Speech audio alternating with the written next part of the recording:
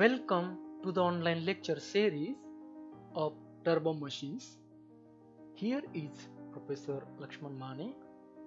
This is lecture on steam turbines part 3, that is work done, power and efficiency of impulse steam turbines. I acknowledge my sincere thanks to the following authors and courtesy for being used these concepts to make this video session. In this session, you will be able to explain work done, power and efficiency of steam turbine. You will also be able to explain expression for maximum efficiency of impulse steam turbine. So, before going to the work done and analysis of steam turbine, it is necessary to study cut section view of steam turbine, types of blade inside the steam turbine and nature of steam flow inside the steam turbine. So let us see cut section view. Here we can see this is a steam turbine which is located in a powerhouse. This is cut sectional view of steam turbine, by which we can understand inside the turbine there are different blades which are mounted or fixed in a ring or rotor and which is fixed on the shaft. Let us discuss about flow of steam through steam turbines. So here we can see the turbine is rotated with the help of steam, which is injected through the fixed blade which is called here as a nozzle. Here we can see that a steam flow is going to the turbine through the number of rotors. So this is a case of multi-stage steam turbine. So here we can see these are the rotary part. It is called as rotor, which consists of blades. Now we will see about blades of steam turbine. In steam turbine, basically there are two kinds of blades. Fixed blades. Nozzle is a fixed blade which is used to pass the steam to the moving blade. So it is also called as stator. Other kind of blade is moving blades which are fixed on ring. That's why it is called as rotor. So here you can see a view of turbine blades. Here are some views of turbine blades.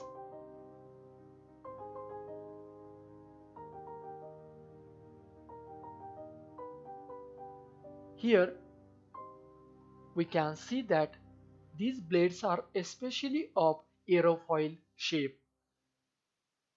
So here we can see that this is a first part or ring or set of blades.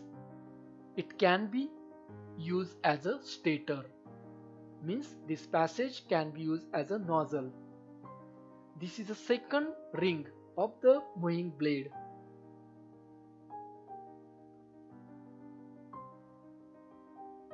Here this is two-dimensional diagram of the steam turbine.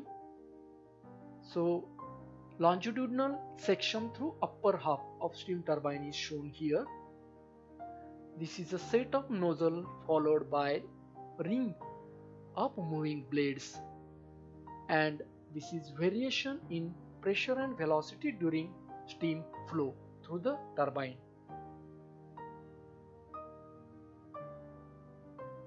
Here again we can see this diagram in which fixed blade and moving blades are shown.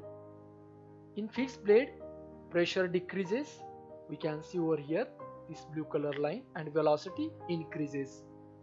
means conversion of pressure energy into kinetic energy take place in fixed blades.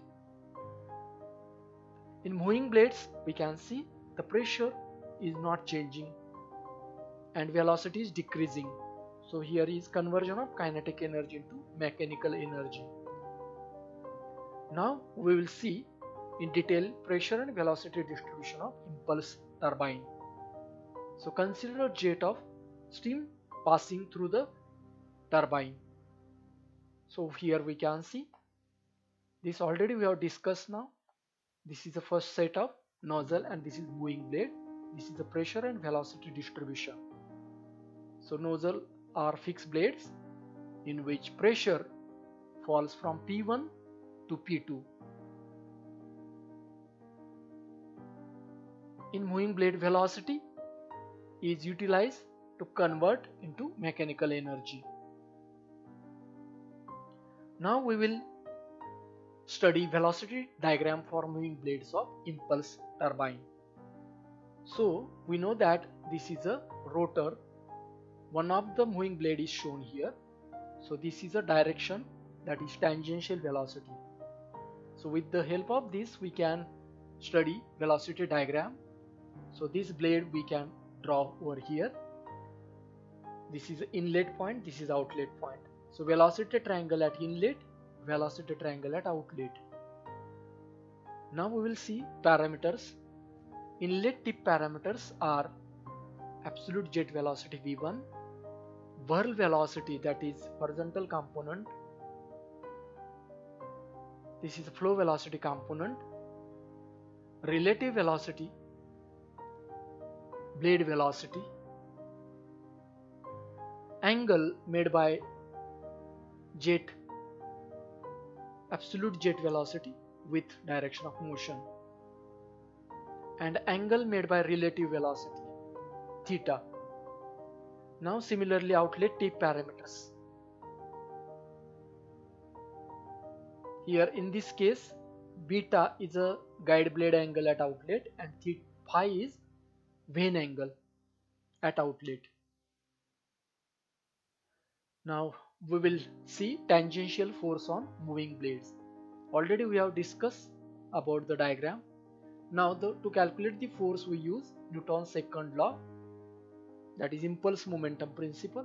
So by that tangential force is proportional to the rate of change of momentum. So tangential force is equal to mass flow rate multiplied by change in velocity in tangential direction. So force is equal to mass flow rate m dot into velocity before striking minus velocity after striking. Now here tangential velocity component we take, that is what Vw1 before striking and after striking Vw2. Here minus sign comes for the Vw2 direction opposite to the direction of motion. Hence finally formula tangential force is m dot into Vw1 plus Vw2. Its unit is Newton. Work done on blade per second, that is power, means force multiplied by blade velocity. Its unit is watt.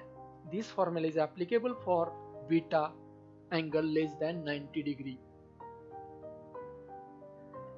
Axial thrust on bearing. Here we can see the rotor is moving about the axis, so it will be subjected with axial thrust. So vertical component of absolute velocity means V of 1, which provides axial thrust on bearings. Hence axial thrust is written as Fa is equal to m dot into change in velocity in axial direction. So Fa is equal to m dot into V of 1 minus V of 2. Its unit is Newton. Blade speed ratio, it is given by letter S, that is blade velocity to jet velocity. Blade height. To understand this, let us take this diagram. See here, this is a rotor. These are the number of blades, moving blades. This is a rotor blade height or thickness. So blade height will be h and flow area will be area between these two blades. Flow velocity is v up. Now to get the formula for blade height, let us use volume flow rate concept. So volume flow rate means discharge. Its unit is meter cube per second. We can write this unit in the form of other two units, kg per second into meter cube per kg. Further, meter cube per second can be written as a product of meter square and meter per second. Now we can use this side or the left of this formula, and right side we can use here. So left side is what? Kg per second means mass flow rate, meter cube per kg means specific volume, right hand side meter square means flow area, and meter per second means flow velocity. Now we can simplify this. M dot V1 is equal to flow area. Now flow area is what? This perimeter, that is pi d multiplied by this height, so pi dh flow area, into flow velocity, that is v of 1. Means we can use this formula to find blade height. Efficiencies of impulse steam turbine. So here are three kinds of efficiencies. First one is diagram or blade efficiency. It is a ratio of work done on blade to energy supplied to blade. Work done on blade is m dot into Vw1 plus Vw2 bracket complete u. Energy supplied is kinetic energy, half m dot V1 square. Cancellation of term, we get Vw1 plus Vw2 bracket u divided by V1 square by 2. Second efficiency, stage efficiency, in which we consider stator and rotor together. So stage efficiency is given as work done in stage per kg to kinetic energy in stage per kg. Work done in stage per kg already we know. Kinetic energy here in a stage means enthalpy difference. Third efficiency is nozzle efficiency. It is ratio of energy supplied to the blade from the nozzle to energy supplied per stage. So half m dot V1 square, that is kinetic energy of steam as input, and this is output, energy supplied per stage, H1 minus H2. So nozzle efficiency, this is a output of nozzle, but it is input to the turbine. So further cancellation of term, we get this formula.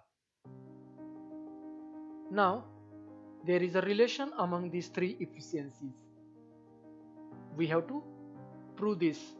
So take stage efficiency formula, multiply and divide it by 2V1 square here. Then we can separate the terms in this way. 2 by V1 square we can write here, and 2 by V1 square by 2 here. And then if we observe this, first square bracket is a formula of blade efficiency and second square bracket is a formula of nozzle efficiency. Thus it is proven that stage efficiency is a product of blade efficiency and nozzle efficiency. Now we will see condition for maximum efficiency of impulse turbine. For that, take work done per kg formula. Now we have to replace this Vw1, Vw2 means work components, to take the help of velocity triangle diagram. At inlet velocity triangle, we can write Vw1 is equal to Vr1 cos theta plus u1, and for Vw2 we can write Vr2 cos phi minus u2. Here in impulse turbine u1 and u2 are same, so we'll get cancel. Rest of the terms writing here, and taking Vr1 cos theta common inside the bracket, we get this. Then we know that K is a blade velocity coefficient, that is ratio of Vr2 by Vr1. Here one more term, that is constant for moving blade, C, that is equal to cos phi divided by cos theta. Hence W is equal to U VR1 cos theta into 1 plus Kc. Now VR1 cos theta we can write by using inlet velocity triangle. VR1 cos theta is horizontal component, that will be nothing but V1 cos alpha minus U. So we can substitute this over here. We find equation W is equal to, give that equation as a 1. Now as blade efficiency formula, work done per kg by kinetic energy per kg. So putting this expression 1 over here at the numerator, kinetic energy per kg at denominator. In this case we can arrange these terms, then multiply U by V1 square inside the bracket, cancellation of this V1 to square, here cancellation of here U square formed. Now as we know U by V1 is what? Speed ratio. So that's why here S cos alpha come and here S square will come. So that's why efficiency, blade efficiency formula in the form of speed ratio. Say equation number 2. Now for maximum efficiency, differentiate this formula with respect to speed ratio and equating it equal to 0. Now in this case 2 into 1 plus Kc we can take outside of the derivative, rest of the term taking derivative. S cos alpha derivative will be what? S derivative 1 cos alpha minus S square derivative 2S. So S is equal to cos alpha by 2. This is called as optimum blade speed ratio. So this is the condition for maximum blade efficiency. Now we will find maximum efficiency formula by putting this expression in question number 2. So eta B max is equal to 2 into putting S is equal to cos alpha by 2 over here. Now here taking half common from this bracket, so this half and this 2 will get cancelled, means will become 1. Inside the bracket cos square alpha minus cos square alpha by 2. Now here half minus half, 1 minus half means cos square alpha by 2 will come. So this is a formula eta B max. Now there is a turbine called as impulse turbine which is invented by De Laval. In that there is no friction, so K is equal to 1 and blades of that turbine are identical. That's why theta and phi are same. So that's why ratio of this comes 1. So K and C as a 1, if we put here, we find this 2 get cancelled. So eta B max is equal to, for De Laval turbine, cos square alpha. So at the end of this session, you can explain work done, power and efficiency of steam turbine. You can explain expression for maximum efficiency of impulse steam turbine. If you like this video, please subscribe and share. Thank you.